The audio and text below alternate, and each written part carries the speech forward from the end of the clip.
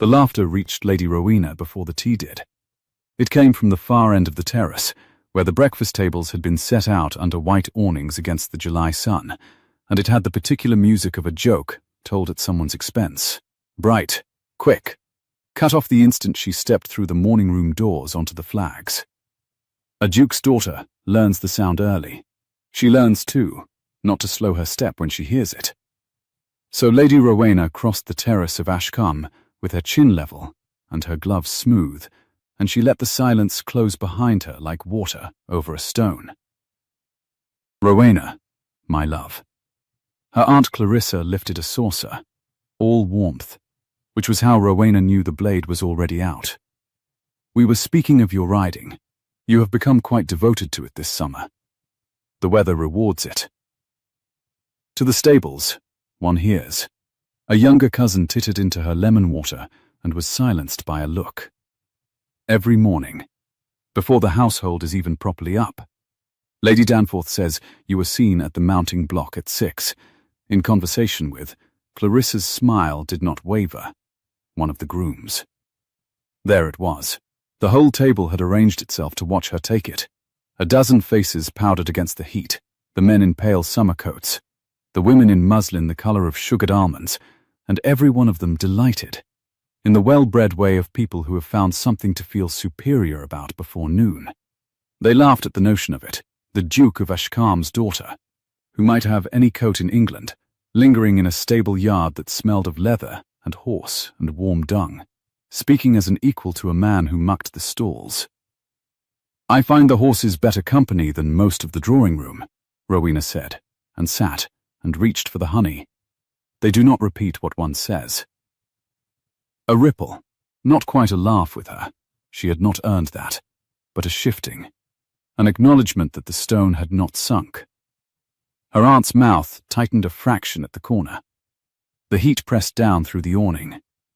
Somewhere below the terrace a wood pigeon worked its 5 soft notes over and over, and the roses along the balustrade had opened so wide in the sun that their scent had gone heavy, almost too sweet, the smell of a summer already tipping past its height.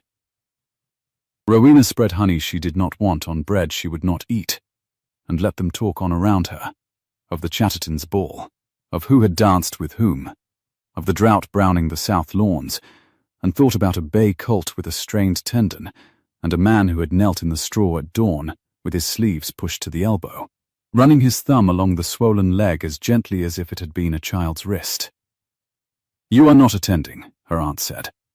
"I am attending perfectly. You wish me to marry Lord Harrow, and you believe that a girl who talks to grooms wants managing." Rowena set down her knife. "You may be easy. I attend to a great many things." She did not stay for the pudding. The stable yard at Ashcombe lay beyond the walled garden, down a slope of clipped lawn gone gold at the edges, through an arch of old brick that held the day's heat like a loaf just drawn from the oven. Rowena felt it on her face as she passed under it, the warmth of the stone, the sudden shade, the smell changing all at once from cut grass and roses to something earthier, and, to her, infinitely more honest, hay and harness oil, the ammonia bite of the muck heap, the clean animal musk of the horses drowsing in their stalls with one hind hoof cocked.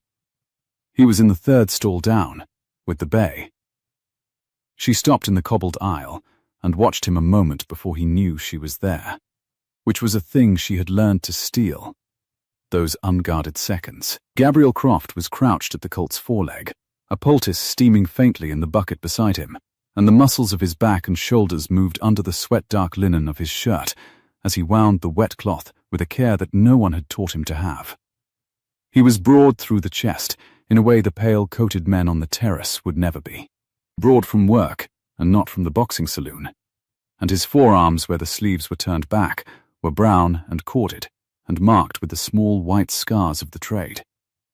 A duke's daughter was not supposed to notice such things. She noticed them. "The swelling's down," he said, without turning. "You may stop holding your breath, my lady." "I was not holding my breath. You were. You do it every morning at this stall." He tied off the poultice, straightened, and turned.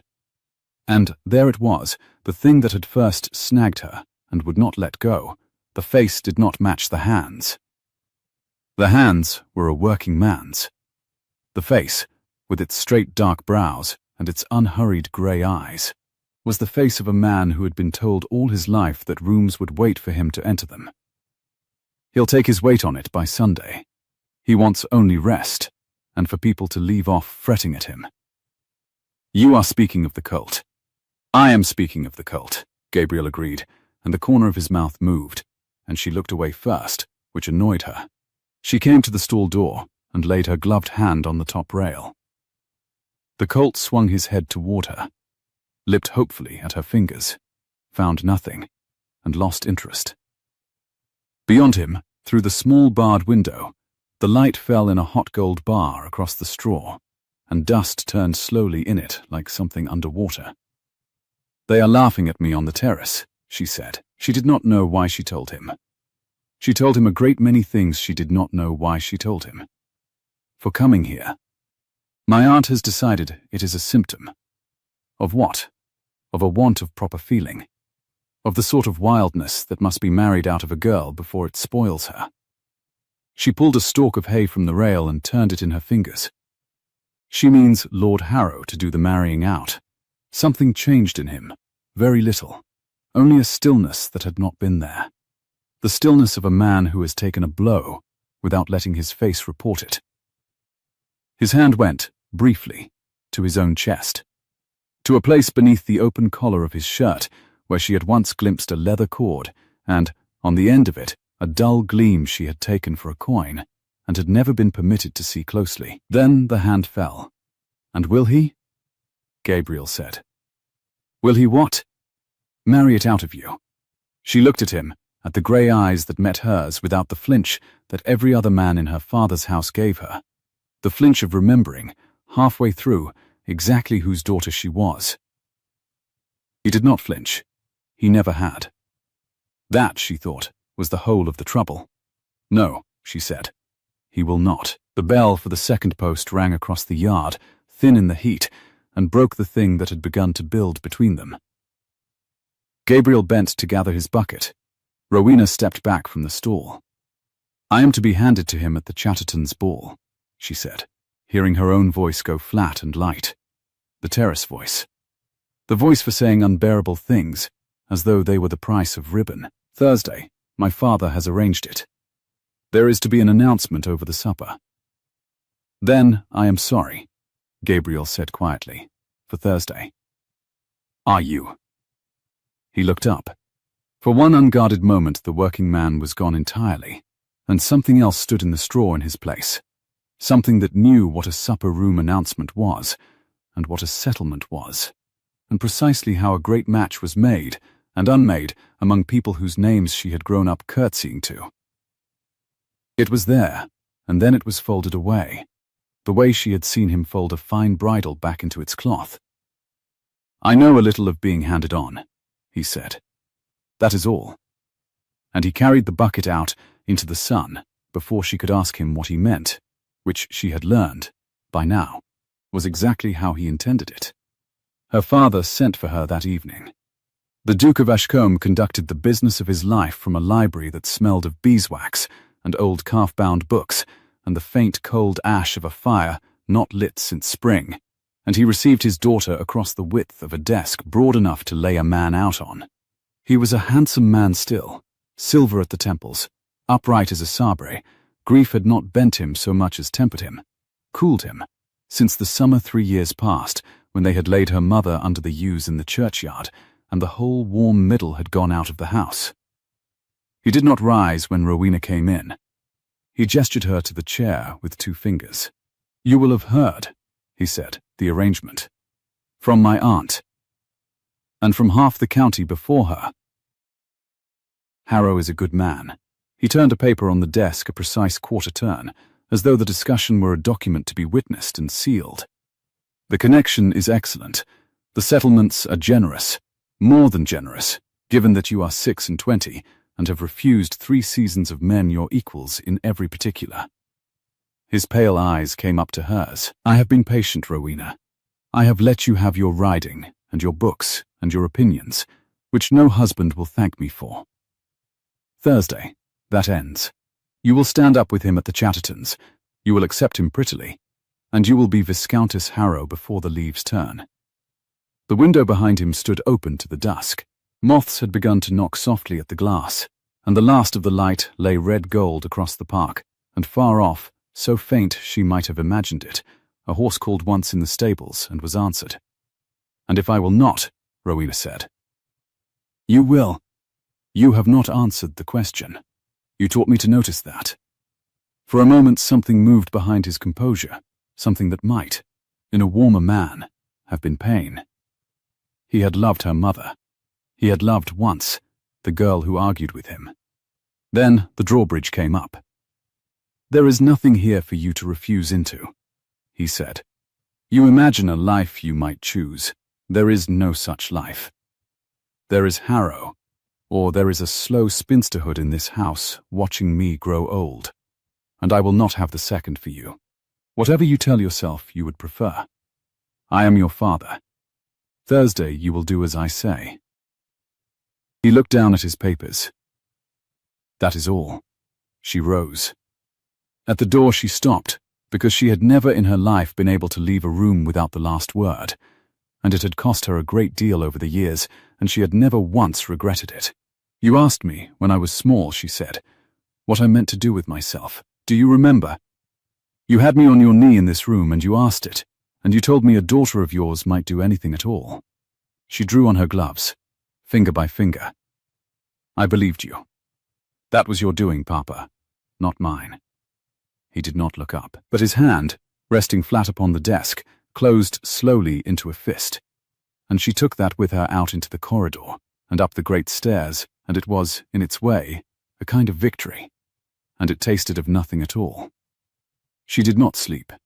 Toward 2 she gave it up, drew a shawl over her nightgown, against a chill that was more in her than in the warm July dark, and went down through the sleeping-house, and out across the dew-cold lawn to the one place at Ashcombe that had never once required anything of her but that she be quiet and be there. There was a lantern burning in the stable.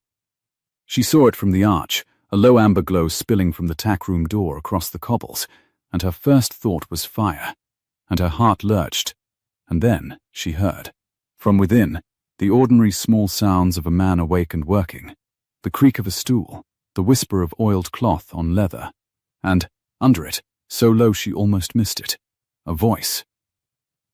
Reading. She stood in the dark of the arch with the dew soaking through her slippers and listened, and the words came to her across the yard in the still air, and they were not English. They were Latin, measured, unhurried, the long lines rising and falling, and the man reading them aloud to the horses and the harness in the summer night was reading them not haltingly, not as a lesson learned, but the way one reads a thing loved and long known by heart.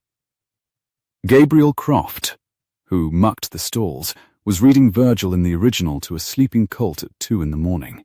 Rowena did not go in. She stood at the edge of the lantern light with her hand pressed to her mouth and every laughing face on the terrace rising up before her, and she thought, "They have no idea. They have not the smallest idea what they are laughing at." And then the reading stopped, and his voice said, out of the amber-lit doorway, without surprise, "You will catch cold, my lady, standing in the wet." She crossed the cobbles. The tack-room was small and close and warm with the lantern, and it smelled of neatsfoot oil and metal and the good clean sweat of him, and every wall was hung with bridles and reins and bits polished to a soft silver shine. He sat on a 3-legged stool with a stirrup leather across his knee and a small worn book open on the bench beside him, and he did not close the book, which she noted, and which she understood to be a decision. "You read Latin," she said. "I read a little of everything. It is a long night in a stable." He set down the leather. "You did not come to discuss my reading." "No." She wrapped the shawl closer. The cord was at his throat again, and the dull gleam on it, and in the lantern light she saw for the first time what it was, not a coin, a signet. A gentleman's seal ring, worn thin, the device on its face rubbed almost smooth, but not quite. Not quite. "Who are you?" she said. You are not what you pretend. You never have been. A man does not learn Virgil at a mounting block. For a long moment he was silent, and the lantern hissed, and one of the horses shifted its great weight in the dark beyond the wall, with a sound like a sigh. I am the man who is going to tell you, Gabriel said at last, slowly, as though laying down each word with the same care he gave the colt's leg, that you must not do what I think you are about to do. Whatever it is, you have the look of a woman who has decided something between the library and this door, and it will cost you everything, and you must not. You do not know what I have decided. I know the look. His grey eyes held hers steady across the little room. I have worn it. Then tell me your name, your true one. She took a step toward him, over the worn brick, into the ring of the light. Tell me whose son you are, Gabriel Croft, and I will tell you what I have decided, and we will see which of us is the greater fool. His hand rose to the ring at his throat and closed around it, hard, the way a man closes his hand around a thing he has spent years not looking at. Outside, across the park, the first grey line of the summer dawn began to show above the yews, and Thursday came 3 days nearer, and neither of them moved. He did not move, and neither did she, and for the length of a held breath, the tack room held them both in its small amber world, the lantern hissing, the polished bits gleaming their soft silver along the walls, the smell of neatsfoot oil and warm leather thick enough to taste. Then Gabriel opened his hand from the ring and let it fall back against his shirt, and the moment closed like a fist relaxing. I will not tell you my name, he said. Not tonight. You said you would. I said no such thing. You said you would tell me what you had decided if I told you mine. I have not agreed to the bargain. He picked up the stirrup leather again. Though he did not work it, he only turned it in his hands, and she saw that the hands were not quite steady, and that he was ashamed she might see it, and that he steadied them by an act of will that cost him. There are names that are safer left in the straw, my lady. Mine is one. If I gave it to you tonight, I would be handing you a thing that has burned every hand that has held it, my own first of all. I have grown fond of your hands as they are. Unburned, that is very pretty. It is also an evasion. It is both. The best evasions generally are. The corner of his mouth moved, that maddening half-motion, and then it stilled. Go up to the house, Lady Rowena. The dawn is coming, and a groom's tack room is no place for you to be found, and if you are found here, it will not be Thursday you must answer for. It will be this. She did not go. She came instead to the bench and set 2 fingers on the small worn book that lay open there, and turned it toward the light without lifting it, and read the cramped Latin down the margin, where a hand, his hand, she was certain of it, had written in pencil, years ago by the fading of it, notes and corrections, and once, beside a line she could not construe, a single word in English. Father. Just that. She looked up. He was watching her read it with a face that had gone perfectly, deliberately empty, the way the terrace faces went empty when they wished to give nothing away. And she understood all at once that whatever the ring was, whatever the Latin was, it ran back to a man, and that the man was the wound.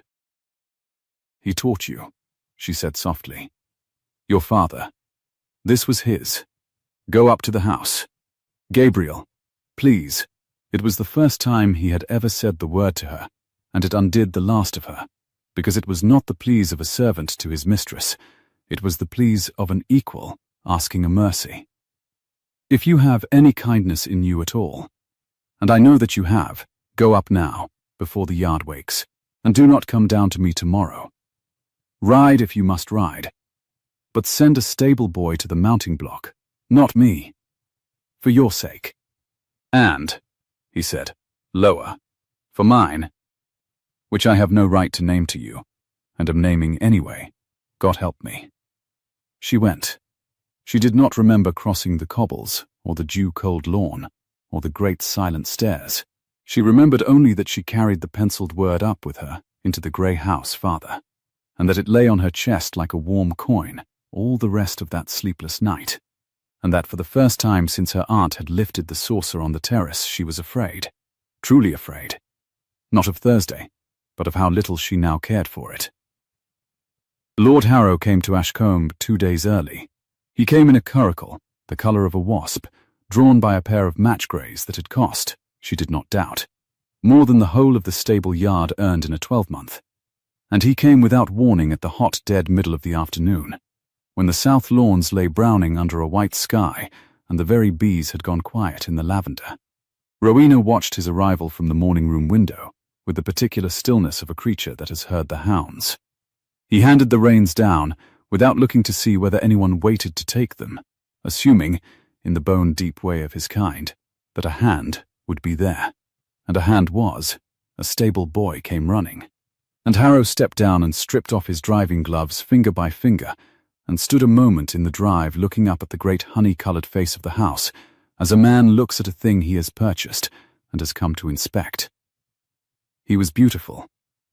That was the cruelty of it. She had hoped, obscurely, that he might have grown coarse, that there might be something in the face to hang her refusal on. There was not.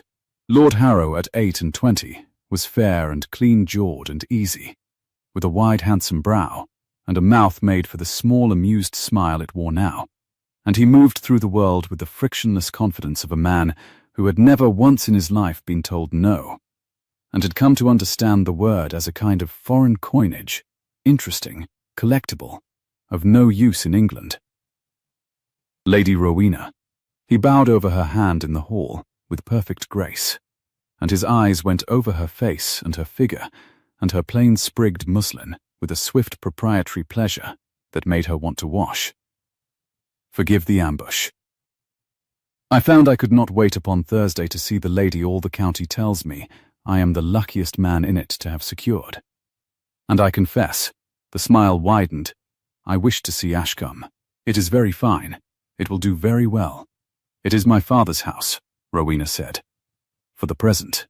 He said it lightly, pleasantly, and released her hand, and did not see, or did not trouble to see, that the courtesy had gone out of her face entirely. Your father tells me you ride. I am glad of it. My hunters want a mistress who can sit them. The last, well, I keep a very fine stable in Leicestershire. My lady, 40 horses. You shall have the run of it. How many grooms? She heard herself ask. Harrow blinked, amused. I have not the least idea. However many at once. Why? No reason. I like to know the number of a thing before I am given the run of it. He laughed at that, a genuine laugh, warm and surprised, and for a moment she saw why the county thought her fortunate, and hated the moment. They told me you were odd, he said, delighted. I begin to think they undersold you. Come, walk me in the garden before your aunt descends, and we are made to be sensible. I should like to be unsensible with my betrothed at least once before the settlements make it impossible. She walked with him, because to refuse in the hall, with 2 footmen and the butler arranging themselves into deafness against the walls, was to spend a coin she meant to save. They went out through the long windows onto the terrace, where, 2 mornings past, a dozen faces had arranged themselves to watch her fall, and down the shallow steps into the walled garden, where the heat stood trapped and shimmering between the old brick and the roses hung heavy and overblown, dropping their petals one at a time onto the gravel, with a sound almost too small to hear. Harrow talked. He talked of his stable and his house and his mother, who was eager, he said, to bring dear Rowena out properly, the wildness having been let go rather too long. He talked of the drought and the price of corn, and a horse he had bought from a fool for half its worth. And Rowena walked beside him, with her gloved hands folded, and her eyes on the middle distance, and answered when the shape of his sentences required an answer, and thought of a man kneeling in the straw with his sleeves turned back, saying for mine, which I have no right to name. You are not attending, Harrow said, and this time there was the faintest cool edge under the amusement, the first she had heard, and she filed it away, because it told her the whole of him. He could bear to be refused a horse. He could not bear to be not attended to. I attend perfectly, she said. You keep 40 horses and an eager mother and a stable in Leicestershire, and you bought a horse cheap from a fool. I have all of it. The edge came a little further out from under the smile. You have a tongue, he said. I am told it is fashionable, in a wife, up to a point. We shall find the point together, you and I. He stopped walking. They had come to the far end of the garden, where a wrought iron gate in the wall gave onto the slope of gold lawn, and, beyond it, the brick arch and the roofs of the stable yard, and the small distant figures of men at their work in the heat. Harrow looked down at the yard the way he had looked up at the house, assessingly, as at a thing he would soon own. I hear, he said, there is a groom your family cannot say enough of. A prodigy. Men's horses no one else can mend. You visit him of a morning, they tell me. The gravel was very loud under a falling petal. Rowena kept her face terrace smooth. I visit the horses, she said. The groom happens to be with them. It is his trade. Of course, Harrow smiled down at the yard, and something in the smile made the heat of the garden feel suddenly close and airless, as before a storm that has not yet decided to break. A groom is a very useful thing. A clever groom, more useful still. It is only, he turned the smile on her, wide and fair, and entirely without warmth, that clever grooms have a way of forgetting the difference between the horse and the rider, if a lady is careless enough to let them. My mother was used to say, a stable is like a garden. It wants weeding. Or the wrong things flower in it, and one is put to the trouble of pulling them out by the root. He drew on one glove. I am sure you take my meaning. You are far too clever not to. I take it exactly, Rowena said. Good. He offered his arm, all warmth again. The storm folded back out of sight as neatly as Gabriel folded a bridle into its cloth, and the likeness, the terrible likeness of the gesture, went through her like cold water. Then we understand one another, and shall deal extremely well. Thursday, my lady. I look forward to it more than I can say. She did not go down to the stables that evening. She sent a boy, as Gabriel had asked. She sat instead in her window through the long gold dusk, and watched the lantern come alive in the tack room across the dark park, that one small amber eye, and she thought of a garden weeded to the root, and she was more frightened than she had let Harrow see, because she had heard, under the pleasant county drawl, a man promising to remove an inconvenience, and she did not for one moment believe he meant only to have Gabriel dismissed. Her aunt found her the next morning in the still room. Rowena had gone there, to be alone among the drying lavender and the ranked jars of last autumn's preserves, where the air was cool and green-smelling, and no one ever thought to look for a duke's daughter, and so of course her Aunt Clarissa found her within the quarter hour, sweeping in lilac muslin, with her face composed into the particular sorrowing sweetness that Rowena had learned, over 26 years, to dread more than any open anger. There you are, my love. Hiding, Clarissa drew the door to behind her. We must talk, you and and we must talk plainly, because I love you, and because your father, God bless him, cannot, men cannot. It falls to us. She came close, and took Rowena's hands, and her voice dropped into confidence. Lord Harrow spoke to me last night, after you had gone up. Did he? He is uneasy, Rowena. The sweetness thinned. He has heard the talk. Of course he has heard it. The whole county has heard it. And a man does not like to hear such talk of the woman whose name he is about to give his own. He said very little. He is too well bred to say much. But he let me see that he had heard it, and that it had grieved him. And I promised him, dearest, on your behalf, that whatever foolishness there had been, it was finished. That there would be no more mornings at the stable. That you understood, now, what is owed. What is owed? Rowena repeated. To your name, to your father. Clarissa's fingers tightened. To your mother's memory, Rowena, since you will make me say it. She would be shamed. She, who was everything a duchess should be. She would not know where to look. To hear her daughter's name spoken in the same breath as a man who sleeps over the harness room. Do you imagine she reared you for that? The tears stood ready in her aunt's eyes. Real tears, which was the worst of it.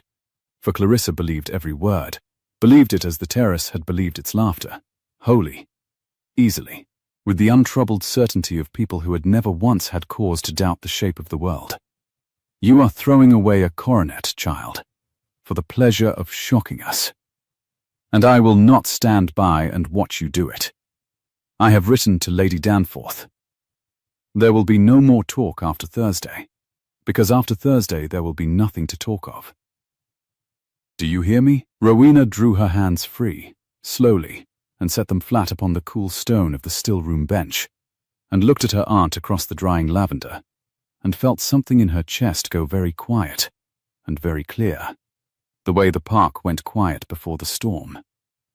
You have never once asked me, she said, what he is like. Who? The man who sleeps over the harness room. You have decided everything about him, you and Harrow and the terrace and the whole county, and not one of you has asked. You have decided he is a groom who has forgotten his place, and you have decided I am a girl who wants managing, and you are so very comfortable in the deciding that it has not once occurred to any of you that you might be laughing at something you cannot see the shape of. She stood. I will tell you a thing, Aunt, and you will not believe it, and that is your affair. He is the most learned man in this house, my father not excepted. He reads Latin as you read a fashion plate, and he has never, in all these months, forgotten his place for one instant.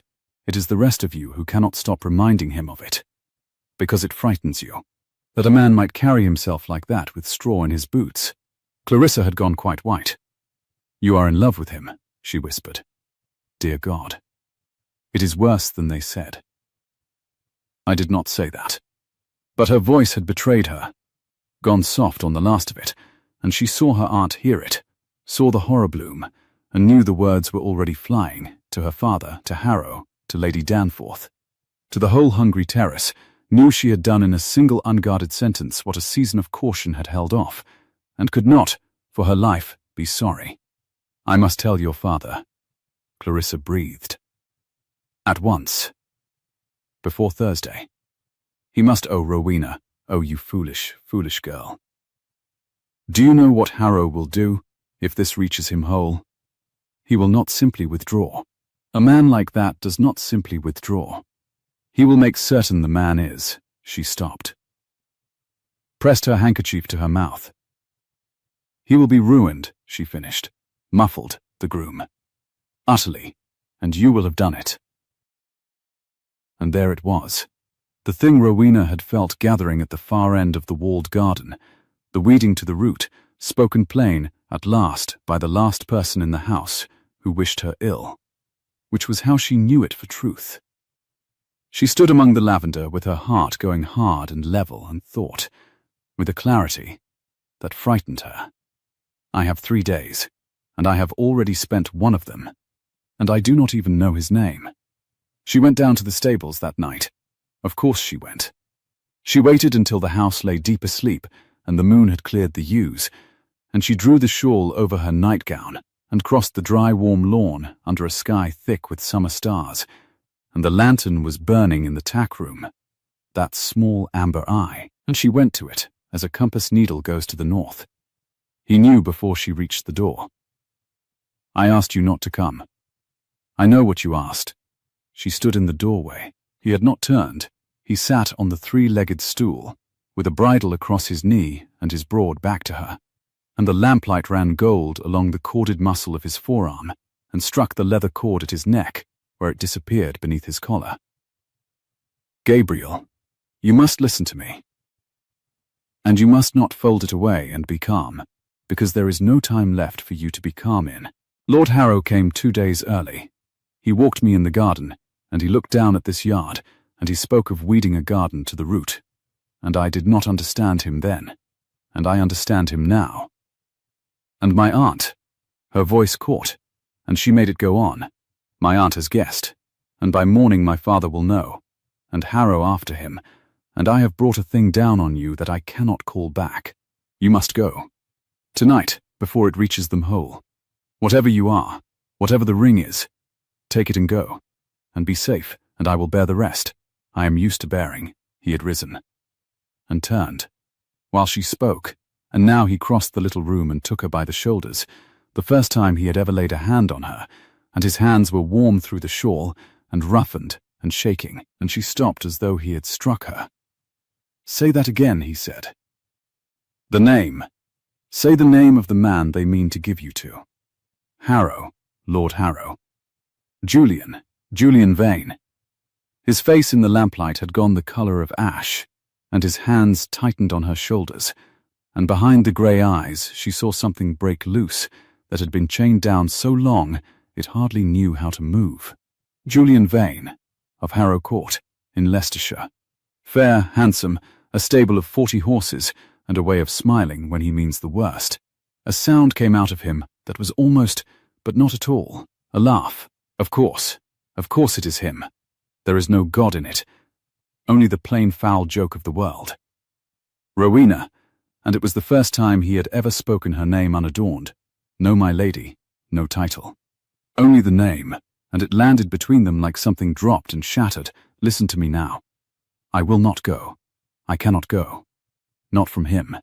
You do not know what you have told me. Then tell me. For God's sake, tell me. Whose son are you? His hand went to the cord at his throat, and this time he did not close his fist and turn away. This time he drew it up over his head, the worn leather and the thin gold ring, and he held it out on his open palm into the lamplight, so that at last, she could see the device rubbed almost smooth upon its face. A hawk, wings stooped, above a broken tower, and she did not know the crest, but she saw his mouth open to name it, saw the years of silence gather behind his teeth to be spoken at last, and from the black arch of the yard behind her, across the cobbles, a boot came down on stone, and a pleasant, easy county voice said out of the dark, "Now this is very interesting." Rowena turned. In the mouth of the archway, moonlight silvering his fair head, and the small amused smile already curving his handsome mouth, one glove off and one glove on, stood Lord Harrow, and behind him, pale and stricken in her lilac wrapper, with a shawl clutched to her throat, her Aunt Clarissa, who had not, after all, waited until morning. Nobody moved. The lantern threw its small amber steadiness across the tack room, and beyond the doorway the yard lay silver and black under the moon, and in the mouth of the arch Lord Harrow stood with one glove on and one glove off, and the pleasure of the moment spreading slowly across his handsome face, like light coming up a wall. "Do go on," he said. "I have interrupted something. I should hate to think I had spoiled it." He came forward out of the arch, unhurried, his boots ringing on the cobbles, and behind him Aunt Clarissa came too, drawn on his heel like a thing on a string, her shawl clutched at her throat, and her eyes going from Rowena's bare feet to the shawl over her nightgown, to the man standing close before her, with his hand still out and open in the light. "Rowena," her aunt breathed. "Oh, Rowena, I told him only. I never meant. We came only to see whether it was true." "You have your answer," Harrow said, without turning to her. His eyes had not left Gabriel. "It is true, though I confess even I did not look to find it quite so. Theatrical, a stable at midnight. A lady in her shift, and," his gaze dropped to Gabriel's open palm, and the worn leather cord, and the thin gold ring lying in it with the moonlight and the lamplight both catching the rubbed device on its face, a keepsake. How affecting. "What is it, groom? A love token? Did she give it you?" Gabriel did not answer. He had gone very still, the stillness Rowena knew, the stillness of a man taking a blow without letting his face report it. But under it now there was something else, something banked and terrible, and his grey eyes were fixed on Harrow's face with an attention so complete it was almost an act of violence in itself. "He does not give me his tongue," Harrow observed to the room at large, pleasant as ever. A wise groom. "Well, let me see it then." He held out his gloved hand. "The token. Give it here." "No," said Rowena. "I did not ask you, my dear." The edge she had heard in the walled garden came fully out from under the smile at last, cool. and even. I asked him, and he will give it to me, because I am the man who is going to marry the daughter of this house, and he is the man who has been found at midnight with her. And one word from me before your father in the morning ends him. The position, the character, the very roof. He knows it. Look at him. He knows it to the bone. Harrow's smile widened. Give me the ring, Croft, and I may yet find it in me to forget I was ever kept from my sleep. For a long moment, Gabriel looked at him. Then, he closed his hand around the ring. Slowly, the way he had closed it 100 times before, the reflex of years, and Rowena's heart dropped, because she thought he meant to yield it, to fold it away as he folded everything away, and then she saw that she had read it wrong. He did not fold. He raised his fist to his own throat and held it there, and when he spoke his voice was very low and very quiet, and entirely, for the first time in all the months she had known him, without deference of any kind. You do not remember me, Gabriel said. Do you, Vane? The moon went behind a rag of cloud and came out again. Somewhere in the dark stalls a horse shifted its great weight and blew softly through its nose, and the smell of hot straw and neatsfoot oil and warm animal hung heavy in the close air, and Rowena stood between the two men, with her bare feet cold on the brick, and felt the whole night pivot on the 4 flat words like a door on a hinge. Harrow's smile did not go.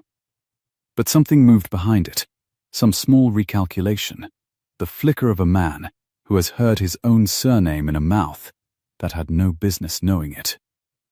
I beg your pardon? You do not remember me? Gabriel took a step. The lamplight ran up the corded muscle of his forearm and struck his face, and the face that had never matched the hands, the face that had first snagged her and never let go, was the face of a man who had waited a very long time in a very cold place and had just heard the key turn. No. Why would you? I was 13. You were 15. And you sat your father's grey in the drive at Ravensmere and watched the men carry the furniture out onto the grass, and you were eating an apple. I have thought about the apple a great deal, these 11 years. It seemed to me a remarkable thing, that a boy could eat an apple, watching that. Ravensmere. Harrow said the word carefully, tasting it, and Rowena saw the exact instant the name landed in him, for the smile at last went out. Good God, you are never. They were called Aldous. The Aldous boy. Gabriel Aldous. He said his own name the way a man sets down a weight he has carried so long, the arms have shaped themselves around it, and do not know how to hang empty, of Ravensmere, in the county of Rutland, which your father took from mine, over a debt of honour that my father never contracted, and could not disprove, because the paper that would have cleared him was in your father's strong box, and stayed there, and my father, the word caught, and he mastered it. My father did not outlast the shame of it by 2 winters. And here we are, Vane, in a stable, you in your gloves, and I in the straw. The world does love its little symmetries. Rowena stood between them and could not speak. The ring, the hawk stooped above the broken tower. She understood it now. All of it. The Latin in the margins, and the penciled father, and the man reading Virgil to horses at 2 in the morning. Because a stable was where the son of Ravensmere had washed up, when the great tide of his ruin had at last set him down. She looked at Gabriel, and it was as though she had known him only in silhouette until this instant, and the lamp had now been turned full upon him. That is a very moving history, Harrow said. He had recovered himself. The recovery was worse than the shock had been, for it came with the smile restored, and something new laid over it. A bright cold interest, the look of a man who has been handed an unexpected advantage, and is turning it in the light to find its best edge. Ravensmere, yes, my father spoke of it. Once or twice, when he was in wine. A bad business, he called it. A gentleman brought low. He drew on his second glove, finger by finger, the gesture Rowena had watched him make in the drive. The gesture Gabriel made with a bridle, and the likeness went through her again like cold water. and the son turned groom, and hidden all these years in, of all the houses in England, the Duke of Ashcombe's. Sniffing at the Duke of Ashcombe's daughter. He laughed, softly, delighted. Oh, this is very good. This is better than I could have wished. Do you know, Croft? Aldous. I came down here tonight thinking only to catch a servant flirting above his station and have him turned off. And instead I find I have caught a felon. A felon, Rowena said. That ring, my dear. Harrow did not look at her. He was watching Gabriel, watching the fist at his throat. The seal of a gentleman's house, in the hand of a man who has passed 11 years under a false name in service. Ravensmere is my family's, by law, by decree, sealed and settled and past appeal. Everything that was in it is mine, including the plate, including the seals, the smile. He is holding stolen property, Lady Rowena, my property. And I have 2 witnesses, yourself and your good aunt there, to the fact that when I asked for the return of it, he refused. That is a lie, Rowena said. Her voice had gone flat and cold and steady. The terrace voice, the voice for the unbearable. It is his father's ring. You know it is. I know what a magistrate will see. And so, I think, does he. Now Harrow did look at her, and the fair, handsome face was pleased and patient, and entirely without mercy. A magistrate will see a gentleman of the county identifying his own stolen seal in the hand of a servant with a false name, and no character that will bear looking into. And Ravensmere is in Rutland. But I keep the peace in 3 counties, my dear, and I dine with the men who keep it in the rest. He will be taken up before noon, and he will be tried at the next assize, and he will be sent very far away for a very long time, over water, and neither you nor your father, nor the God he was reading to tonight, will lift him out of it. He paused, to let it settle. Unless, the word hung in the hot dark. Aunt Clarissa made a small sound behind him, a whimper. Her hand at her mouth. She had not bargained for this, Rowena saw.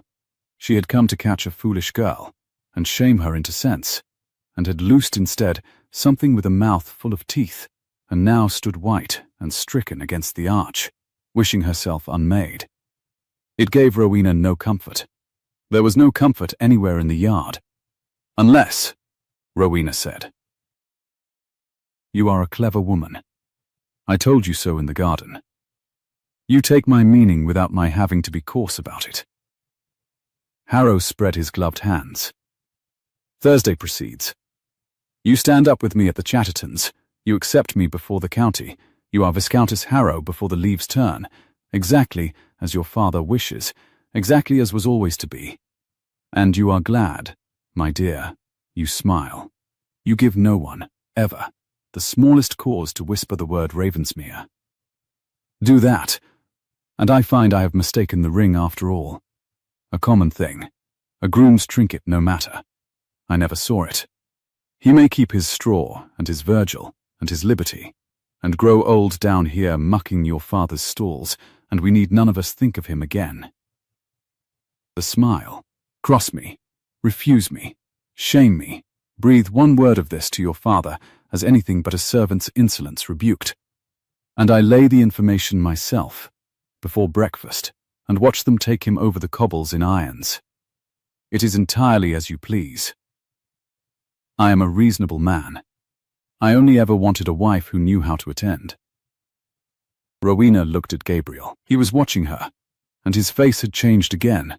The banked, terrible thing had gone out of it, and in its place was something she could not bear, something quiet and final, the look of a man arranging his own affairs. He gave the smallest shake of his head. No, it said, do not, and she understood that he would rather go over water in irons than be the price she paid to be handed to Julian Vane, and that this, too, was a kind of pride, and that she loved him entirely, and that it changed nothing at all about the trap they stood in. You would truly do it, she said to Harrow. Not a question. She wanted it said aloud, in the lamplight, so that no one in the yard could ever pretend it had not been. I would truly do it before I finished my chocolate, Harrow said pleasantly. You should know the man you are marrying, my dear. I count that a courtesy. Most brides find out too late. He drew a watch from his waistcoat and turned it to the moon and clicked it shut. It wants 3 hours of dawn. I shall go up and sleep, and let you consider. Your aunt will see you to your room. You have been walking in the night air and are unwell. That is the whole of tonight's story, and it is the story we will all of us tell. Come, Mrs. Fenwick. He held out his arm to Clarissa, with perfect grace. You are trembling. This has been a great deal for you. Clarissa took his arm because she did not know how not to, and at the arch she turned back once, and looked at her niece across the silvered cobbles, and her face was a ruin of things, fright and shame, and a late and useless love, and she opened her mouth and shut it again, and let herself be led away up the dark slope of the lawn toward the great sleeping house, and her lilac wrapper went pale and paler, and was gone. And Rowena and Gabriel were alone in the tack room with the lantern, exactly as they had been an hour before, and everything in the world was different. For a moment neither of them spoke. A moth had found the lamp and beat itself softly, again and again, against the hot glass, and the horses drowsed, and the summer stars wheeled their slow inch beyond the doorway, indifferent. Put it on, Rowena said at last. The ring, round your neck. Put it back. He did not move. Rowena, put it back, and then tell me the rest, because I will not be managed by you as well tonight. I have not the strength for 2 of you. Her own voice frightened her. It had gone thin and high at the edge, close to breaking, and she pressed it back down flat by main force. You heard him. You know exactly what he is. You knew it before I said his name. You went the color of ash the instant I said Julian Vane, and you would not tell me why, and now I know why, and I am not sorry, do you hear? I am not sorry to know it. Stop.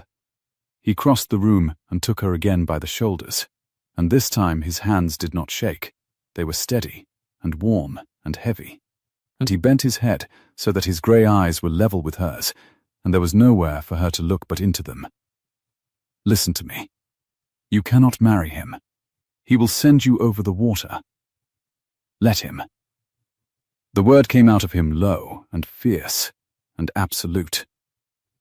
Rowena, do you imagine I have not spent 11 years being told what I must swallow to keep my liberty? I swallowed my name. I swallowed my father's name. I have mucked stalls and forked dung, and let men who could not construe a line of the Latin their own sons were flogged over call me boy across a yard, and I bore it. All of it. Because there was nothing to be gained by not bearing it. But I will not buy one more day of my worthless freedom with your whole life. Not that. There is not enough Latin in the world to make me construe that into an honorable thing. And there is not enough in me, Rowena said, to stand at a ball on Thursday and smile and give myself to that man, and know, every day, for all the years of it, that I did it while they were taking you over the cobbles in irons, because I would not. You ask the impossible of me. You ask me to save you by damning you, and call it saving. She was crying now. She had not meant to, and she despised the tears, and could not stop them. They ran hot down her face in the close warm dark, and she let them. You have not the monopoly on pride, Gabriel Aldous. I was raised on the stuff. I have more of it than you, and better bred. Something in him gave way. She felt it go, the great load-bearing wall of his composure, the thing that had let him kneel in the straw at dawn and speak to her as an equal, while the world laughed on the terrace above them. It went, all at once, and he pulled her against his chest, and held her there, hard, his chin on her hair, and she felt his own breath go ragged over her head, and knew that he was as undone as she was, and had only more practice at hiding it. I found it. You know, he said, into her hair. That is the thing I have never told a living soul. The paper. The one my father could not disprove without. I found it, 4 years ago. A clerk. A copy. A man who owed my father a kindness, and had kept a fair copy against the day. I have known for 4 years that I could hang the whole rotten business round the necks of the Vanes, and take back Ravensmere by law. His arms tightened. And I did nothing. Because to bring it before a court is to bring my name into the light, and to bring my name into the light is to be found, and a man who has been quiet 11 years learns to love the quiet more than he loves justice. I told myself it was prudence. It was cowardice. And now the one man in England I have most cause to unmask is the man they mean to give you to, and if I move against him I move too late to spare you, and if I do not move he takes you, and I keep my quiet. And I would rather, his voice cracked at last, wholly, I would rather go over the water than keep that quiet 1 hour longer. Do you hear me? I am done being quiet. It has cost me everything it was ever going to buy. Rowena drew back in his arms, far enough to see his face. The lantern light lay gold along the wet track down his cheek, and she reached up and touched it with 2 fingers, wonderingly, the way she had touched the penciled word in the margin of his book. Then we are neither of us going to be quiet, she said. That is the first thing. Whatever else we do. Rowena, no, you have had your say, and it was a fine one, and now you will have mine. She stepped back out of his arms, because she could not think inside them, and wrapped the shawl close, and made herself the Duke's daughter again. Made her spine a sabre the way her father's was, because it was the only inheritance of his she had ever wanted, and she wanted it now. He has given us until dawn to consider. Very well, we will consider. Where is the paper? He went still. Rutland, with the clerk. Sewn into the lining of a Bible, and the man is old, and honest, and frightened, and lives 3 days hard riding from here. 3 days. She did the arithmetic, and it came out cruel. And it is Wednesday. Near enough. The ball is Thursday night. She pressed her cold hands together. It cannot be fetched in time. Not by Thursday. No, then Thursday must be moved, or the paper must reach us another way, or... She stopped. The moth beat against the glass. She was reaching, and she knew it, and under the reaching was a black certainty she would not look at, that there was no arithmetic that gave them Thursday, and that the only thing standing between Gabriel and the cobbles at dawn was her own hand laid in Julian veins before the county. How long, she said, very low, would it take Harrow to lay his information? Truly, in the morning. If I refused. An hour. He has only to send a man to the magistrate at Woburn, a friend of his. They hunt together, and I am taken by noon. He said it flatly, without self-pity, a man reading his own weather. You are counting the wrong things, Rowena. There is no clever way through this that ends with us both walking out of the yard. There is only which of us it takes. And I have thought about it longer than you, and with a colder head, and I tell you it must be me. Let him take me. Marry the man. Or do not. But do not marry him to spare me. Because I will not have it, and because, his mouth twisted, because I would rather be over the water and think of you free than sit down here in the straw all my life and know you sold yourself to keep me in it. That is not love, what you are offering. That is a debt neither of us could ever pay the other. It would rot. Do not, Rowena said. Tell me what love is. You who have read every poet who ever wrote of it, and never once, in 11 years, let a soul near enough to test the theory. It came out harder than she meant, and she saw it land, and was glad, savagely glad, because she needed him angry, needed him out of the awful arranging calm. You would take the whole weight of it on your own back, and go off over the water a martyr, and leave me the rest of my life to be the woman who let you. That is not nobility. That is the same cowardice you just confessed to, wearing a better coat. You would rather bear it alone than share it, because sharing it means trusting me to be as strong as you, and you have never in your life trusted anyone with anything, and it is time you learned. And I am sorry it must be tonight. The silence after that was enormous. Outside, very far off, a cock woke somewhere, and crowed once, uncertainly, and thought better of it. The dark was still full and thick, but it had begun, at its lowest edge above the yews, to thin. You are, Gabriel said slowly, the most impossible woman I have ever known. Yes, said Rowena, You had better get used to it, if we are to have any time at all. And for one moment, one single, foolish, shining moment in the middle of the ruin, something passed between them that was almost the false dawn of happiness. A glimpse of a life in which they argued like this by a fire for 40 years, and neither of them ever had the last word. And it was gone as fast as it came, snuffed by the crow of the cock, and the thinning of the dark, and the flat fact of the hours. But she had seen it, and she knew he had seen it too, and it made everything that followed harder and also, somehow, possible. "There is a thing you have not asked," she said. "There are a great many things I have not asked. You have not asked why my father chose Harrow. Of all the men in England, why Vane? Why Leicestershire? Why now?" She frowned, working at it, the way she worked at a strained tendon of an argument. "My father is not a careless man. He does nothing without he has weighed it. And there is something in the settlement, he spoke of it in the library. Generous. More than generous, he said, and he said it in a particular way, as a man says a thing he is a little ashamed of the size of. Why should Harrow pay over the odds for a duke's daughter of 26 who has refused 3 seasons? He does not want for money. He owns half of Rutland. He owns your Ravensmere." She looked up. "What does Julian Vane want from my father that is worth overpaying for me to get?" Gabriel had gone very still again. "You think there is more in it than a match. I think my father is being bought as surely as I am, and I think if I knew with what, I should know where he is soft." She drew the shawl tight. "He will not tell me. He tells me nothing. He has told me nothing since we put my mother under the yews. But there is one person in this house who has read every settlement and codicil and letter of business that crosses that desk. Because my father dictates his correspondence aloud, and forgets that servants have ears, Mrs. Pennethorne," Gabriel said. "The housekeeper, who has known me since I was in leading strings, and who does not love Lord Harrow, because he was uncivil to her in the drive about the dust on his greys.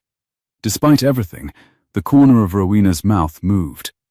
It is thin, but it is a thread, and I mean to pull it, and you are to do nothing. Nothing, Gabriel. Do you hear? Nothing that ends with you over the cobbles before I have pulled it. You will stay in this yard tomorrow, and muck your stalls, and read your Virgil, and be the quietest groom in England, one day more, and let me be loud for both of us. Can you do that? Can you for one day trust that I am not a fool?" He looked at her for a long time. Then, he did a thing he had never done. He took her cold hand in both of his warm, roughened ones, and he bowed over it, not the bow of a servant, but the deep, grave, deliberate bow of a gentleman of Rutland to a lady he honoured above his own life, and he pressed his mouth to the back of her fingers, once, and straightened, and did not let the hand go. "Gabriel Aldous of Ravensmere," he said, "at your service, Lady Rowena. God help us both. What do you want me to do?" "Live until Thursday," she said. "That is all I want of you. Everything else I will manage myself." She left him in the lantern light, with the ring back at his throat, and crossed the cobbles, and climbed the slope of the lawn where the dew had begun to burn off gold at the edges as the light came up, and at the arch she turned once, as she always turned, unable to leave without the last look. And he was standing in the tack-room doorway, watching her go, broad and dark against the amber glow, a groom, a scholar, a dispossessed gentleman, the man she had chosen, and she lifted her hand to him and he lifted his, and then she went on up to the house, to be, for one more day, the obedient daughter, and to pull the single thread that might unravel the whole of it, or might unravel her. She slept 2 hours, and woke with the plan already whole in her, the way a fever breaks and leaves the mind cold and clear. Mrs. Pennethorne was in the linen room at 6:30, counting sheets, and she looked up when Rowena came in her riding habit, the amber one, the one the terrace had called bold, and something in the girl's face made the old woman set down her tally and send the undermaid away with a word. "You've the look your mother had," Mrs. Pennethorne said. "The morning she faced down your grandfather over the very thing you're about to face your own father over. Sit down, my lady, and shut the door, and tell me what he's done. So Rowena told her. Not all of it. Not Ravensmere, not the ring, that was Gabriel's to give or keep, but the shape of it, the midnight yard, the threat, the bargain, the thing she had come to ask. And Mrs. Pennythorn listened with her hands folded on the sheets and her mouth going thinner and thinner, and when it was done she was quiet a long moment, and then she said, "The settlement. You know it. I know His Grace dictated 3 drafts of it to Mr. Corliss, and tore up the first 2, and I know why, because I brought the coffee in the middle of the 3rd, and he did not stop for me. He never does." The old woman's eyes were very steady. "It is not a marriage settlement, my lady. Or it is, but that is the coat it wears. Underneath it is a loan. His Grace is in debt, deep, deeper than you know, deeper than the county dreams, the drought these 3 years, and the funds gone against him. And something before that, some old business I never had the whole of. He is land poor and coin poorer, and Ashcombe is entailed and cannot be sold, and the man who has offered to carry the whole weight of it, quietly, on a note that no one need ever see, the man who has offered to make His Grace solvent again in exchange for 1 signature and 1 daughter, is Julian Vane," Rowena said. "Is Lord Harrow." Mrs. Pennythorn nodded slowly. "You are not being married, my lady. You are being sold to clear a debt, and the settlement is the receipt. And if you cross him, if the match falls through, the note falls due. All of it. At once. And your father is ruined before Michaelmas, and this house goes to the creditors, and every soul under this roof, from His Grace to the boy who blacks the boots, is turned out onto the road." The old woman reached across the sheets and took Rowena's hand, exactly as Gabriel had taken it, and held it hard. "That is the size of what's on your shoulders, child.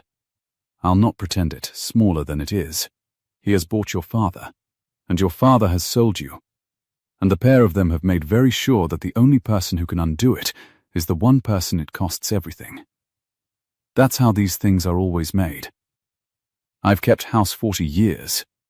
I've seen it done to better men than His Grace and softer girls than you." She squeezed the hand, "But I never yet saw it done to a girl who came to me at 6:30, with that particular look in her eye. So, you've the shape of it now. What are you going to do with it?" And Rowena Ashcombe sat in the linen room in her bold amber habit, with the whole terrible arithmetic laid bare before her at last. The debt, the note, the receipt with her own name written into it, the man in the yard whose liberty hung on her silence, and the father in the library whose whole house hung on her obedience. And she felt the last soft childish thing in her go hard and clear and cold, and she smiled, and it was not a pleasant smile, and Mrs. Pennythorn saw it, and nodded once, grimly, as at a debt of her own coming due. "I am going to find out where a Vane keeps his money," Rowena said. "Because a man who buys people has borrowed to do it. One time or another, they always have. The grand ones. It is how they stay grand. And a note can be called 2 ways. Mrs. Pennythorn. He has one over my father. I mean to find the one that hangs over him. And I have until Thursday night to find it. And a groom in the yard who has been sitting 4 years on a paper that could hang the whole rotten house of Vane. And between the 2 of us, she stood, and drew on her gloves, finger by finger, the way her father drew on his composure, the way Gabriel folded a bridle into its cloth. Between the 2 of us, I think we may yet teach the whole laughing county exactly what it has been laughing at." The bell for the first post rang across the yard, thin in the gathering summer heat, and somewhere below a horse called once, and was answered, and Rowena went out to meet the longest day of her life with the receipt of her own sail folded cold against her heart, and, folded warmer beside it, the first true hope she had held since her aunt had lifted the saucer on the terrace, and the laughter had reached her before the tea.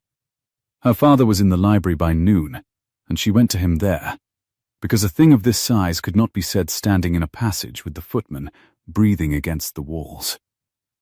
He did not look up from his papers when she came in. The room was close and hot behind its drawn blinds, The July light forced to thin gold bars along the floor, and it smelled of beeswax and old calf leather, and the dust that lay on books no one opened. Rowena crossed to the desk and set both her gloved hands flat upon it, on his papers, so that he must either look at her or move her, and he was too proud to move her. "The man you are selling me to," she said, "is Julian Vane. Lord Harrow is a Vane. It is his family name. I fail to see of Harrow Court in Leicestershire. And before that, of Ravensmere in Rutland, a house his father took from a gentleman named Aldous, over a debt of honour that Aldous never contracted, by keeping locked in his strong-box the one paper that would have cleared him." She watched the name land, watched it travel behind her father's still grey eyes, and find, somewhere in the lumber room of a duke's long memory, a match. You knew there was a bad old business. You did not know it was his. I am telling you, it is his. The coronet you have bought me is stolen goods, Papa, from the crown down. The Duke set down his pen. For a moment the upright sabre of him bent, only a fraction, only at the jaw, and she thought, wildly, that she had reached him. "How do you come to know this?" he said. "Does it matter how? It is true. You have only to write to any man who kept the Rutland Assizes 20 years since. Aldous of Ravensmere, brought low and buried in shame within 2 winters, and his son turned out onto the grass with the furniture." Her voice shook, and she pressed it level. "You taught me to weigh a man before I trusted him. Weigh this one. He came to your daughter's stable at midnight and threatened to have an innocent man taken up in irons if I did not smile at his supper. That is the coin he pays in. That is what you have contracted me to." Her father rose. He went to the window and stood with his back to her, and against the barred gold light his silver head was very straight, and when he spoke his voice had gone to gravel. "I am £37,000 in debt," he said. The room seemed to tilt. She had known the shape of it from Mrs. Pennethorne. She had not known the number, and the number was a pit. "The drought has taken 3 harvests. The funds turned against me the year your mother, the year we lost her. Ashcombe is entailed. I cannot sell 1 stone of it. I can only watch it eat me. Harrow came to me a 12-month ago and offered to carry the whole of it, quietly, on a note no living soul need see, in exchange for 1 signature and your hand." He turned. His face was terrible, not cold now, but stripped, an old man's face on a straight back. "If the match fails, the note falls due entire, and this house and every soul in it goes to the creditors before Michaelmas. You speak to me of weighing men. I have weighed the only 2 roads there are, daughter, and they are your discontent, or 400 people on the parish. I chose the one that does not put the boot-boy in the ditch. You chose it," Rowena said, "before you knew what he was. I know what ruin is. It is nearer than Rutland, and it does not care whose house it took 20 years ago." He looked away. "It changes nothing. A fraud 2 decades cold pays no creditor of mine. You will go to the ball. That is all, Rowena, God forgive me, but that is all." She stood a moment longer, giving him the chance she had given him all her life, the chance to be the man who had set her on his knee and told her a daughter of his might do anything at all. He did not take it. He picked up his pen. And she understood, with a cold that had nothing to do with the hot-shuttered room, that she had lost the library, and that whatever was to be won now must be won somewhere with witnesses in it. Somewhere he could not do this behind a drawn blind. She went out and up and along to her own room, and rang, and had them lay out the ball gown, emerald silk, the colour the terrace had once called bold, and then, because there were still 6 hours of daylight, and 1 thread yet unpulled, she caught up her amber habit again, and went down through the walled garden and under the hot brick arch to the yard, to Gabriel, to set the last of it in motion. The tack-room door stood open.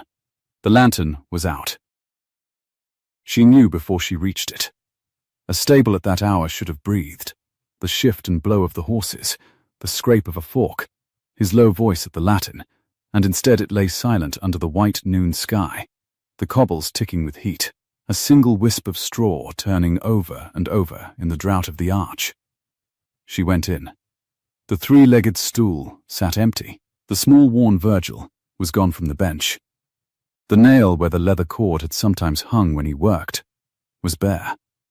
And when she went out again into the glare, a stable boy came sidling, cap twisted in his hands, and told her what she already knew in her stomach.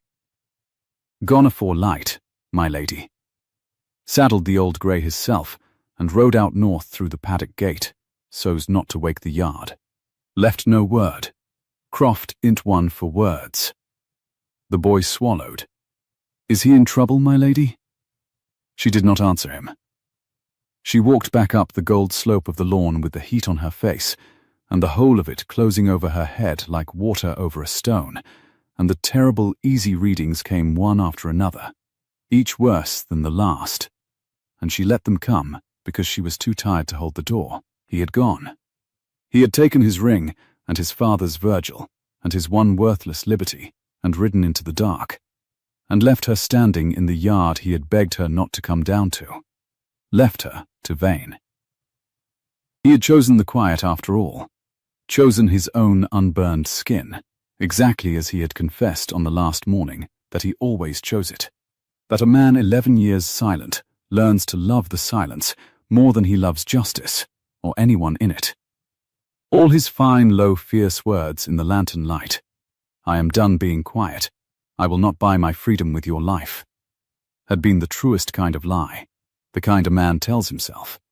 And when the dawn came, he had done the arithmetic with the colder head he had boasted of, and ridden away from her sum. She had told him to trust her to be strong. He had answered by running, which was the one thing she had not once, in all her fear, thought him captor of. By the arch she stopped, and gripped the hot brick, and made herself breathe, and thought, "Then I will do it alone, and I will do it loud, and if he is over the northern hills by now, he may read of it in a paper and know what he ran from." She dressed for the ball as one dresses for a scaffold, very carefully, so that the hands have something to do. The Chattertons kept a great glaring house 8 miles off, and by the time the Ashcombe carriage came up the drive it blazed from every window, waxlight doubled and trebled in 100 panes, the gravel loud with wheels, and the warm night thick with the scent of crushed grass, and the massed lilies banked in the hall. Rowena went up the steps on her father's arm because the county was watching, and a duke's daughter does not falter on a stair. Inside, the heat of the ballrooms struck her like a hand. 300 candles and as many people, silk and satin, and the powder and sweat smell of a crowd on a July night, the orchestra soaring brightly away above it all, and everywhere the faces of the terrace. The very faces that had arranged themselves to watch her fall over the tea, now jewelled and feathered, and turned toward her with the same delighted, well-bred hunger. Harrow was waiting at the foot of the room.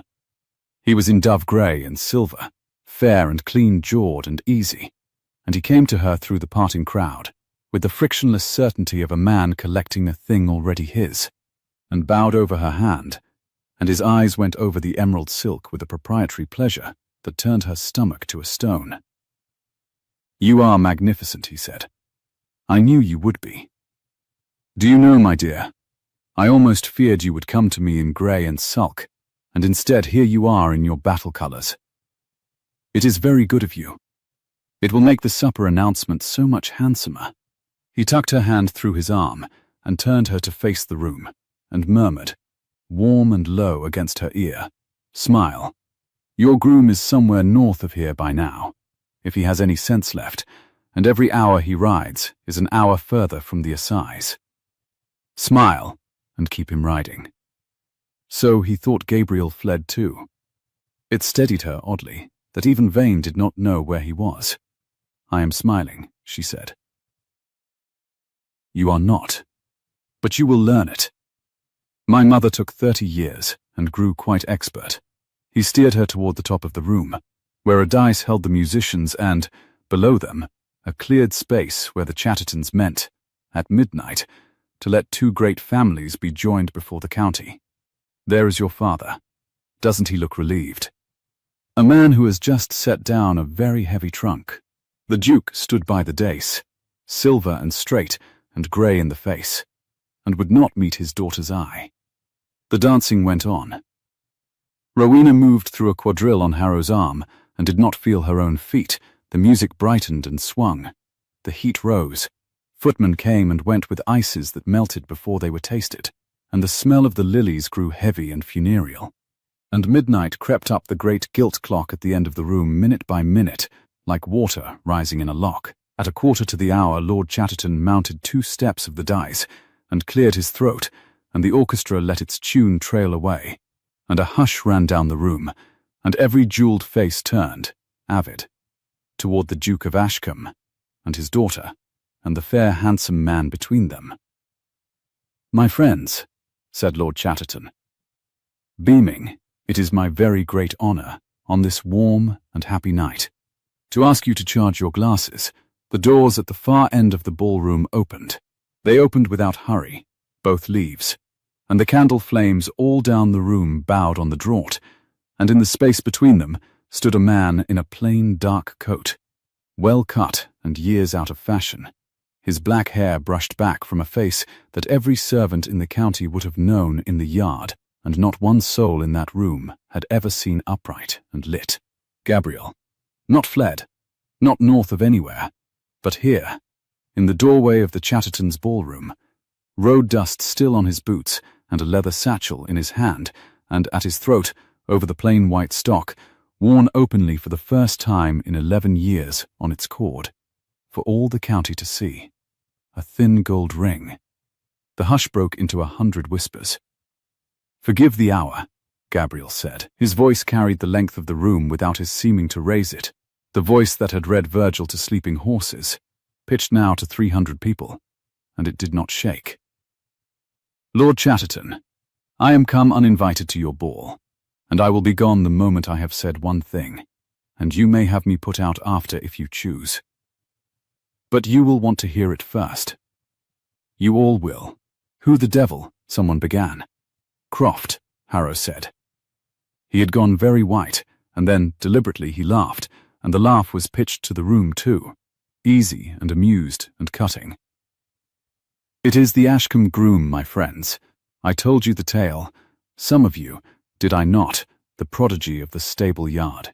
And now he is drunk on his master's ale, and got into a gentleman's coat somewhere, and come to make us all a Cheltenham tragedy. Chatterton, have your men." "I have never in my life been the worse for ale," Gabriel said. "And this coat was my father's, and I have ridden through the night and half a day to fetch what is in this bag, and if any man lays a hand on me before I have opened it, he will answer for it to every soul in Rutland who remembers the name of Ravensmere." The name went through the older half of the room like a stone through a pond.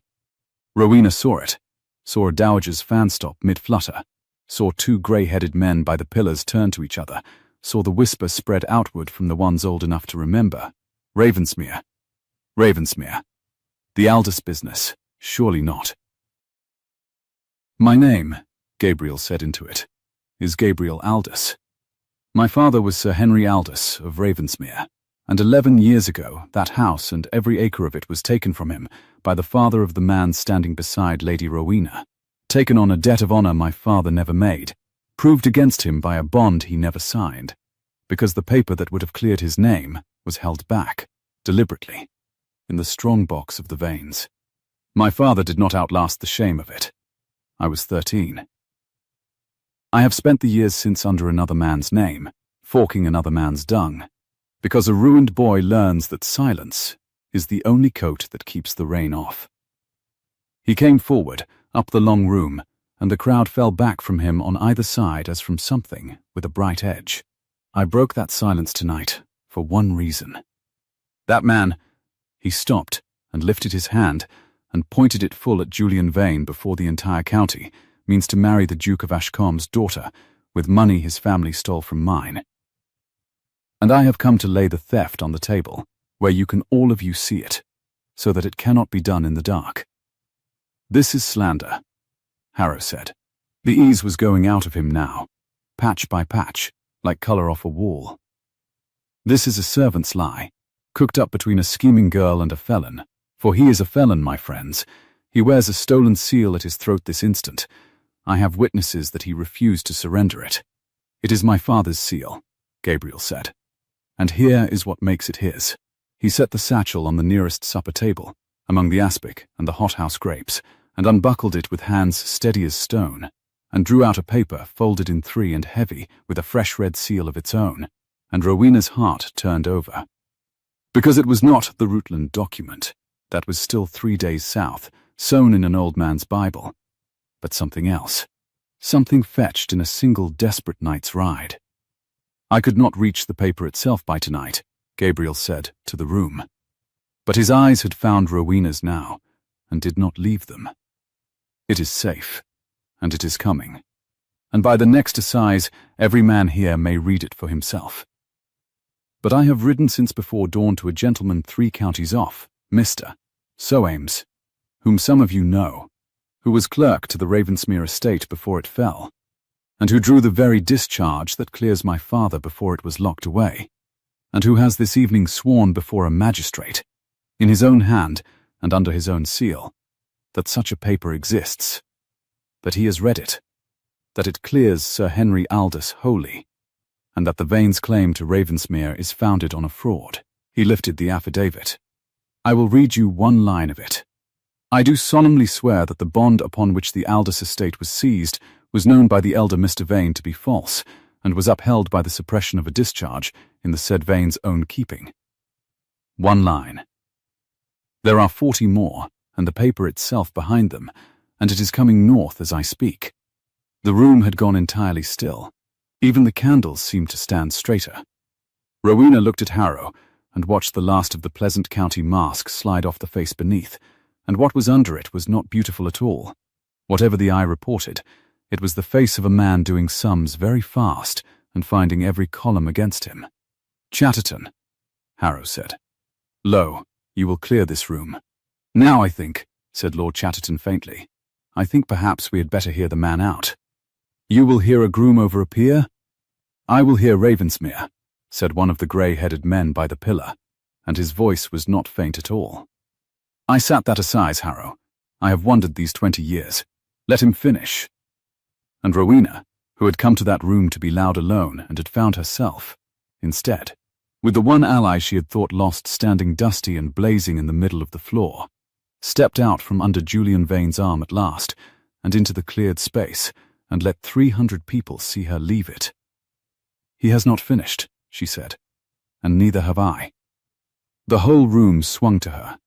She felt the heat of it, 300 stares, and did not falter. Because a duke's daughter learns that too. Early, she turned first to Harrow, and she spoke to the county over his shoulder. The terrace voice, cold and carrying and precise. "Last night this man came to my father's stable at midnight, and found me speaking with Mr. Aldous. He knew the ring for what it was. He named Ravensmere himself, in the dark, before witnesses. And then he offered me a bargain." She let it fall into the silence, word by word, like coins onto a table. Marry him, and smile, and never breathe the word Ravensmere, and he would forget the ring. Refuse him, and he would lay an information before a friendly magistrate before his breakfast, and have an innocent man taken up in irons and sent over the water. Those were his terms. My aunt heard them. I heard them. He counted on my silence exactly as his father counted on Mr. Aldous's paper, staying in a box. She turned back to Vane, and now she did not trouble to lower her voice at all. "You built your whole life on things staying quiet, my lord. You should not have proposed to a woman the county calls too loud." A sound went through the crowd, indrawn, delighted, appalled. The sound of a scandal turning over and showing its other face. "You cannot prove a word of a midnight conversation," Harrow said, "but it came out thin. I do not need to prove it. I only need to say it here, where you cannot unsay it. And let every creditor of yours in this room do the arithmetic."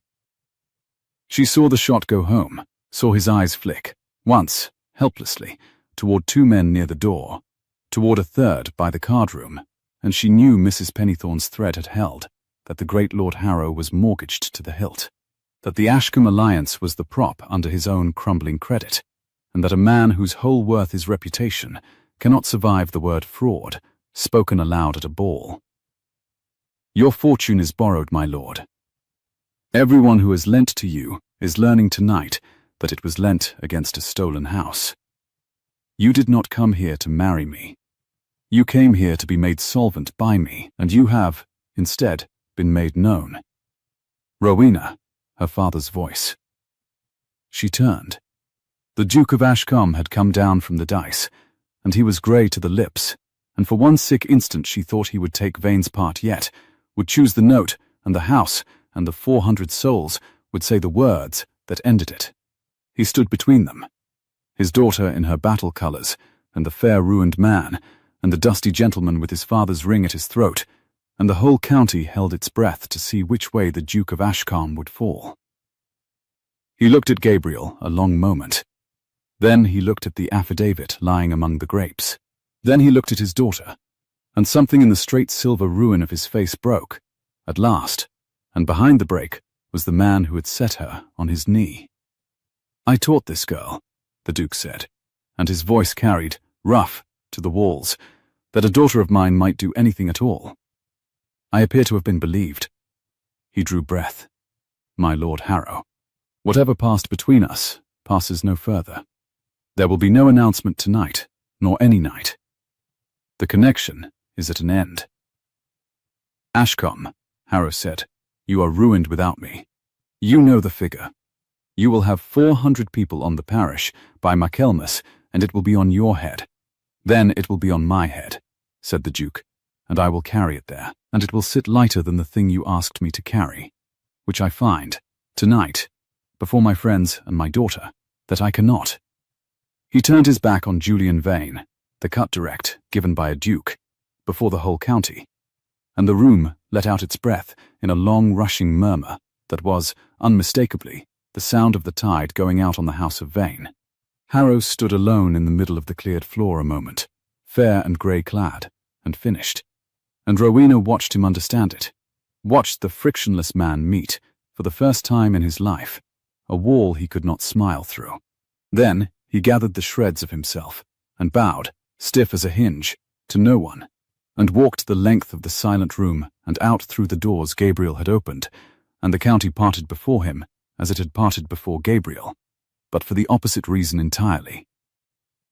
And then there was only the ballroom, and the heat, and the lilies, and Gabriel Aldous, standing dusty in his father's coat, with the affidavit in his hand, looking at her across 10 feet of parquet as though there were no one else in England.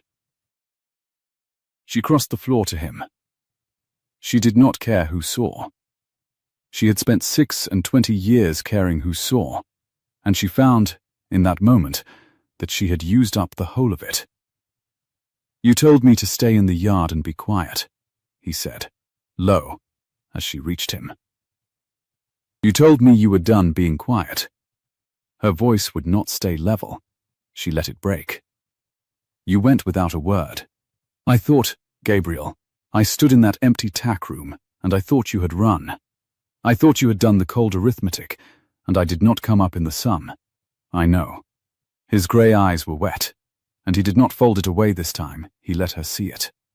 I could not tell you. If I had told you the plan, you would have argued it, and you would have been right, and I would have stayed. And there was no one else who could swear to Soames but me, and no hours to lose, and I could not reach you in the linen room without waking the house and Vane in it. So I took the old grey, and I rode, and I let you think the worst of me for a day. And it was the hardest riding of my life, not the road, the knowing what you must be thinking in the yard. He lifted her hand, both his warm roughened ones around her cold one, exactly as he had in the lantern light. I did not run from your sum, Rowena. I rode to make the numbers come right. I am sorry for the day of it. I will be sorry for the day of it a long time. You will be sorry for it, she said, for about 40 years, I should think, if I have any say in the matter. The corner of his mouth moved, that maddening half-motion, and this time she did not look away first. Is that a proposal, my lady? It is a condition. She was crying and smiling both, and the county was watching, and she found she was glad of the county for once, glad they should all see it plain. I will not be handed to anyone ever again, Gabriel Aldous. Not to a viscount, and not to a scholar, and not to the best man in Rutland. But I will choose. I have been choosing you at a mounting block at 6 every morning, all this summer, while they laughed on the terrace. And I should like to go on choosing you where it is warmer, and there is less dung. That is the whole of my condition. Will it suit you? It will suit me, said Gabriel, if it suits you. And she laughed out loud. Because it was her own tick. The polite if clause she had teased out of him months ago in the straw, come home at last, and he bent his dark head over her hand and pressed his mouth to it. The deep grave bow of a gentleman of Ravensmere, in the middle of the Chatterton's ballroom, before every laughing face in the county, and not one of them was laughing now. The paper came north, in the end, sewn in its old man's Bible, 3 days after the ball, and Mr. Soames swore to it before the Rutland bench at the Michaelmas Assize, and by the turning of the leaves, the fraud of the elder Vane was proven root and branch, and Ravensmere was struck out of the hands that had held it 11 years and restored to its right owner. Julian Vane did not stay to see it.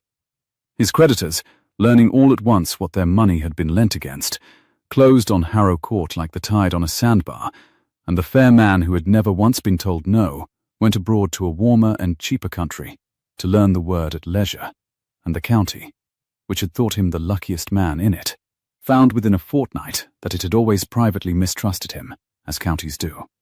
The Duke of Ashcombe was ruined, as he had promised to be, and bore it, as he had promised to bear it. But a duke ruined is not a boot boy ruined.